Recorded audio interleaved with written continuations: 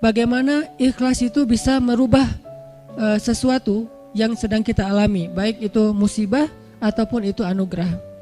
Kemudian bagaimana cara kita menjadi seseorang yang mukhlis, sampai ke derajat tertinggi dari mukhlis itu adalah mukhlas. Jadi ada mukhlis, ada mukhlas. Orang mukhlis adalah orang yang sedang belajar menjadi ikhlas. Orang mukhlas, orang yang udah ikhlas banget.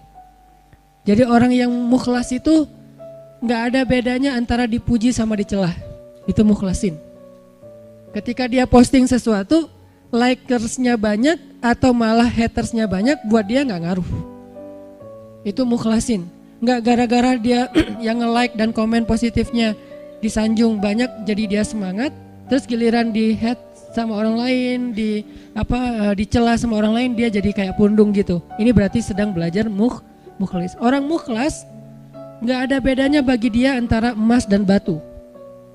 Sama di mata dia antara emas dan batu. Orang mukhlas sama di mata dia antara pujian dan celaan. Orang mukhlas sama di mata dia antara orang yang membalas kebaikannya atau justru mengkhianati kebaikannya. Dia tetap menolong orang tersebut. Ini mukhlasin, derajat tertinggi dari mukhlisin. Sehingga para anbiya kayak Nabi Yusuf, Nabi Musa, Allah menyebutnya mereka adalah mukhlasin. Wadhkur fil kitabi Musa innahu kana mukhlasan wa kana rasulan nabiyya, salah satunya. Coba kalian ingat kisah tentang Musa. Musa adalah seorang hamba yang mukhlason, mukhlas banget, yang udah gak ada bedanya dipuji orang, dicela orang, diikuti orang, ditinggalkan orang, buat dia gak beda. Dia tetap berbuat baik, dia tetap taat kepada Allah. Gak ada bedanya ketika dia berhijrah, kemudian hijrahnya ini menguntungkan atau hijrahnya ini menjadi ujian. Dia tetap berhijrah karena dia tahu hijrah itu baik. Dia tetap jujur karena jujur itu baik. Gak ada bedanya ketika dia jujur menguntungkan atau jujur malah jadi ujian. Saya gak bilang merugikan ya, karena jujur gak mungkin rugi, taat gak mungkin rugi, taubat dan hijrah gak mungkin rugi, cuman ujian. Buat dia kalau tahu itu baik ya dia lakukan. Mau untung, mau jadi ujian, ya buat dia pokoknya lakuin aja.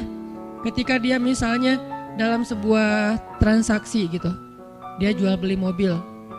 Kadang-kadang gara-gara terlalu jujur, apalagi jual beli mobil second gitu, kalau jujur resikonya kan agak susah cari untung nih. Dia bilang ini tangan pertama, karena emang belum berubah nama, tapi udah tangan ketiga padahal. Dia bilang ini belum pernah kecelakaan, mobilnya sehat banget. Kalau yang masih modelnya analog malah bisa diulik supaya kilometernya dikurangin. Gak tahu kalau yang digital. Artinya dia gak jujur demi dapat untung besar.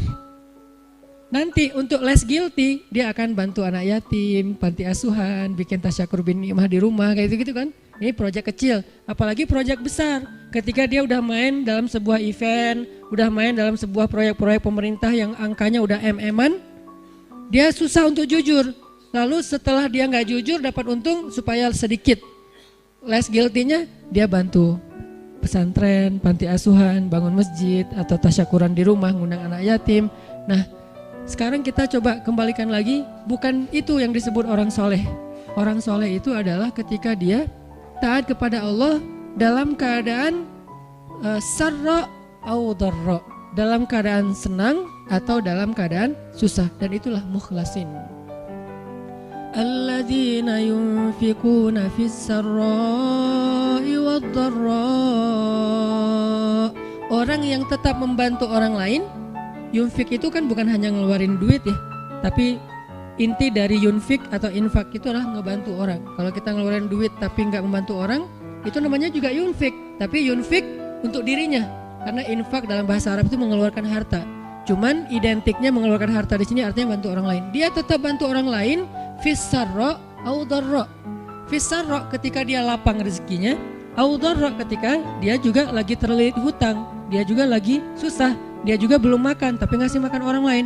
Ini ringan. Yang berat itu adalah ketika ujiannya perasaan. Dia tetap bantu orang itu walaupun orang itu mungkin melupakan kebaikan dia. Dia tetap bantu orang itu walaupun orang itu adalah pernah nge-unfollow dia.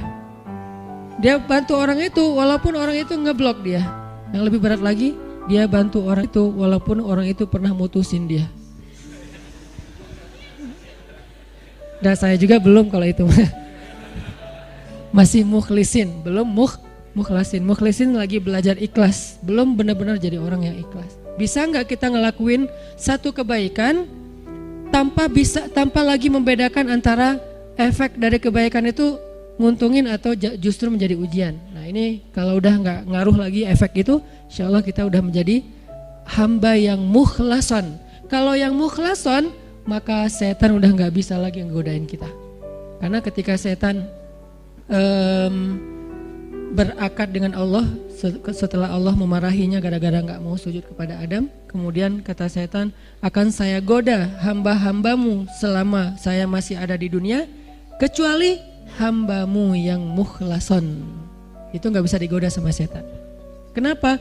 Mau goda pakai apa? Udah nggak ada bedanya di dia antara nikmat dunia dengan ujian dunia. Dia cuma tahu ini taat, ini baik, ini halal, dia kerjakan. Mau itu untung, mau itu jadi ngerugiin dia dalam tanda petik, mau itu malah buat orang meninggalkan dia lakukan dengan akhlak yang tetap santun. Ini yang kita belajar dari menjadi seorang hamba yang ikhlas, menjadi seorang hamba yang mukhlas, sampai akhirnya kita lebih mudah melakukan kebaikan. Kayak misalnya kan ujian buat kita tuh kadang di keluarga aja. Ada anak yang bilang, Ustadz, memang masih pantas saya berbakti sama ayah yang dulu pernah ninggalin saya, nggak nafkahin saya, zalim sama saya, pernah nyakitin fisik saya, dan segala macam. Kan ada pertanyaan gitu kan kita sebagai anak. Padahal nggak usah nanya gitu juga, yang namanya orang tua pasti berjasa dalam hidup kita. Dan sepanjang hidup kita berbakti kepada mereka, itu belum bisa ngebayar satu aja pengorbanan mereka untuk kita. Sama kayak seorang istri kepada suami, begitu juga anak kepada orang tua, tanpa bertanya gitu, apalagi sampai nanya. Kalau sampai misalnya kita berpikir, ayah saya pernah zalim sama saya, ibu saya pernah zalim sama saya dengan berbagai macam kasus, maka jawabannya kalau dari angle konten kita malam ini, mau jadi orang yang mukhlas atau mau jadi orang yang pamrih. Kalau mau jadi orang yang mukhlas, gak ada bedanya. Asalkan itu adalah berbakti kepada orang tua. Apapun orang tuanya, mau orang tuanya baik atau menurut dia gak baik, yang namanya Allah suruh berbakti ya saya berbakti. Orang saya kan ngelakuinnya karena Allah. Berakatnya kepada Allah, bukan kepada makhluk. Itu kan inti dari ikhlas. Berakad dengan Allah, bukan berakad dengan makhluk. Kalau berakad dengan Allah maksudnya apa? Berarti kita minta rewardnya dari Allah. Minta apresiasinya dari Allah, minta kebaikannya dari Allah, bukan dari makhluk. Yang kita harapin like dari Allah, yang kita harapin di-repost oleh Allah. Karena ada sahabat-sahabat yang captionnya pernah di-repost sama Allah di Al-Quran. Salah satu sahabat yang captionnya di-repost siapa? Umar bin Khattab, 3 kali di-repost oleh Al-Quran. Itu keren banget, sampai ada sahabat captionnya dia di-repost oleh Al-Quran. Jadi ayat itu mengulang kembali kata-kata Umar. Salah satunya di surat At-Tahrim, kemudian nanti ada di surat Al-Anfal, kemudian ada juga di surat Al-Ahzab. Allah nge-repost kata-kata Umar bin Khattab. Ini menunjukkan bahwa ikhlas banget, yang diharapin adalah reward dari Allah, apresiasi dari Allah, anugerah dari Allah, hadiah dari Allah, kebaikan dari Allah. Ustadz, kalau misalnya nggak berharap apa-apa bahkan dari Allah, itu bukan ikhlas. Karena makna ikhlas itu bukan tidak berharap apa-apa.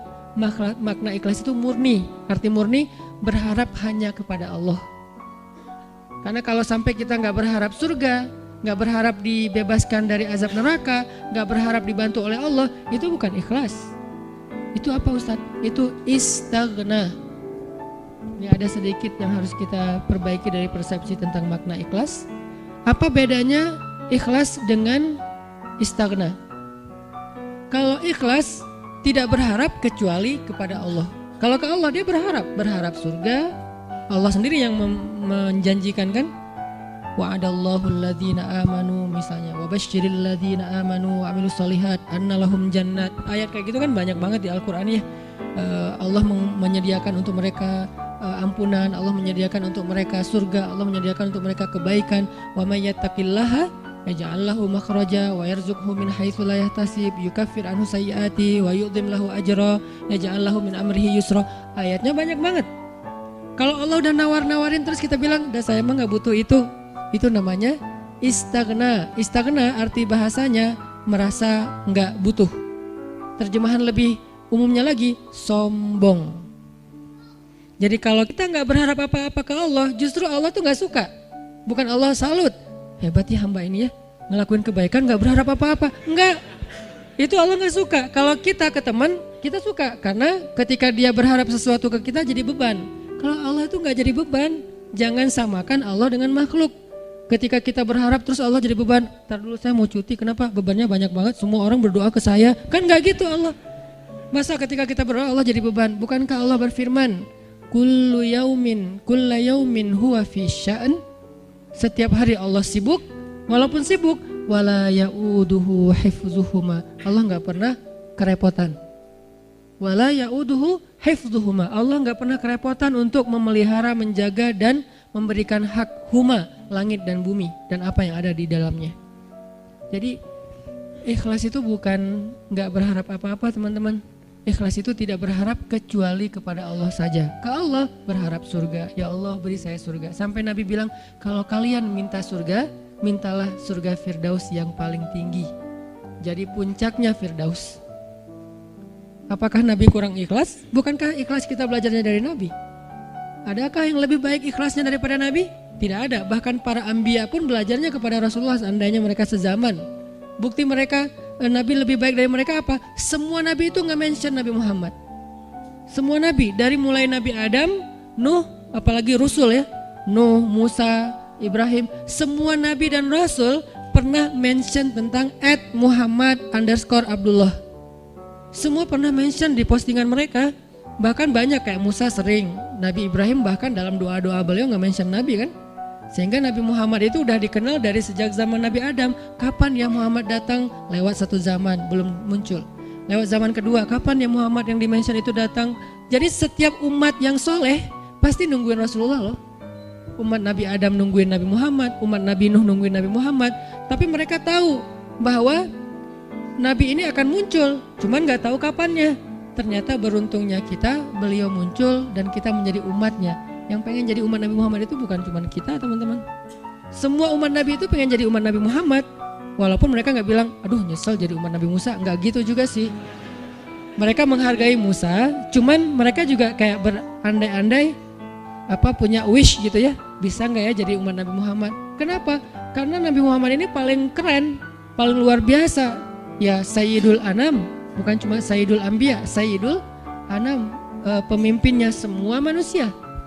Bahkan malaikat juga ikut kepada Rasulullah SAW gitu. Para anbiya sholat di Masjid Al-Aqsa diimamin oleh Rasulullah SAW. Jadi nggak ada orang yang lebih baik dalam masalah agama daripada Rasul. Kalau Nabi mengajarkan kita tentang mengharapkan kebaikan kepada Allah dan itu masuk dalam bagian ikhlas, berarti kalau ada orang yang nggak mengharapkan lalu merasa paling ikhlas, ini pasti ada yang miss nih tentang pemahamannya. Enggak. Tetap berharap, ya Allah masukkan saya ke surga. Bahkan doa kita sebelum kita salam, salah satu yang diajarkan apa? Allahumma inni a'udzubika min azabi jahannam wa min azabil qabr wa min fitnatil mahya wal mamat wa min syiddatil fitnah wa min syarri fitnatil masiihid dajjal. Atau doa yang dibaca sama Bilal terus di like sama Nabi itu apa? Yang diposting sama Bilal. Allahumma inni as'aluka ridhaka wal jannah wa a'udzubika min sakhatika wan nar. Itu kan postingan Bilal ya. Yang first like-nya malah Rasulullah. Lalu yang lain pas ngeliat Rasulullah nge-like pada nge-like juga. Akhirnya malah di save gitu postingan Bilal dan dihafal. Kemudian di repost sampai zaman kita sekarang. Isinya apa itu? Meminta dan berlindung. Berarti mengharapkan kan? Meminta berarti mengharapkan surga dan ridho Allah. Berlindung berarti mengharapkan terbebas dari neraka dan dan kemarahan Allah. Ini berarti ikhlas. Jadi kalau kamu kenapa puasa? Biar ujian nasionalnya lancar. Oh gak ikhlas tuh. Ikhlas kalau berharapnya ke Allah. Kenapa tahajud? Biar nilainya bagus. Ikhlas kalau berharapnya ke Allah. Kenapa ini? Karena ini. Kenapa ini? Baik urusan dunia maupun urusan akhirat selama halal ya. Karena kalau kenapa sekarang kamu rajin tahajud? Biar gua bisa dagangannya laku. Padahal dalam berdagang dia banyak curang. Ini nih agak klise nih. klise sekali ya, mirip-mirip dengan orang Khawarij di zaman sahabat. Sampai Nabi bilang gini, ini klisenya Khawarij ya. Kalau di zaman kita menurut sebagian besar ulama dan saya sepakat dengan itu seperti ISIS. Klisenya Khawarij itu apa? Kata Nabi, kalau kalian membandingkan ibadah kalian dengan ibadah mereka, maka kalian akan meremehkan ibadah kalian. Saking ibadah orang Khawarij itu luar biasa. Itu soleh banget dari sisi ibadah ya. Taat banget, rajin ibadah banget. Sampai di zaman sahabat ada orang Khawarij lagi selesai perang, mereka istirahat di bawah sebuah pohon korma, duduk di atas kepala para sahabat. Jadi ada sahabat yang dipenggal kepalanya, mereka duduk di atas kepala sahabat yang habis dipenggal, istirahat, tiba-tiba jatuh buah kurma. Pas buah kurma jatuh, temannya ngambil. Kata temannya yang lagi duduk di atas kepala sahabat bilang, jangan makan, itu kan bukan hak kita, karena kita belum minta izin kepada pemilik. Giliran satu butir kurma, mereka mikirin halal haram, tapi di bawah mereka lagi didudukin kepalanya para sahabat yang dijamin masuk surga. Klise kan? Ini yang sering terjadi. Kadang-kadang kita dari satu sisi ahli ibadah, malam tahajud, siang puasa, tapi komen di sosial media masih istilahnya gibah, buka aib, apa-apa segala macam. Ini berarti kita kayak agak sedikit aneh gitu kesolehannya. Nah, termasuk orang yang pengen jadi orang baik tapi gak mengharapkan apa-apa. Sampai ada syair, dan saya agak kurang setuju dengan syair ini, mengatakan, ya Allah, kalau saya berbuat baik karena pengen surga, tutuplah pintu surga itu dari saya, gitu kan ya. Kalau saya beribadah karena takut neraka, masukkanlah saya ke dalam neraka. Saya melakukan itu hanya karena cinta. Terkesan hub, al-khauf dan ar-roja itu tiga hal yang bertentangan. Padahal tiga hal ini tiga-tiganya bagian dari iman. Hub, cinta, bagian dari iman. Kita harus mencintai Allah lebih dari segalanya. Khauf, takut kepada Allah, bagian dari iman. Sampai Nabi mengatakan, Ra'sul hikmah makhafatullah. Puncaknya orang yang berilmu itu takut sama Allah.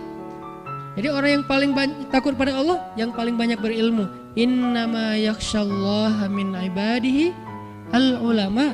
Orang yang paling takut kepada Allah di antara hambanya adalah orang yang berilmu. Begitu juga dengan ar-raja. Siapa yang mengharapkan kebaikan di sisi Allah, maka dia mendapatkan apa yang dia harapkan, termasuk niat.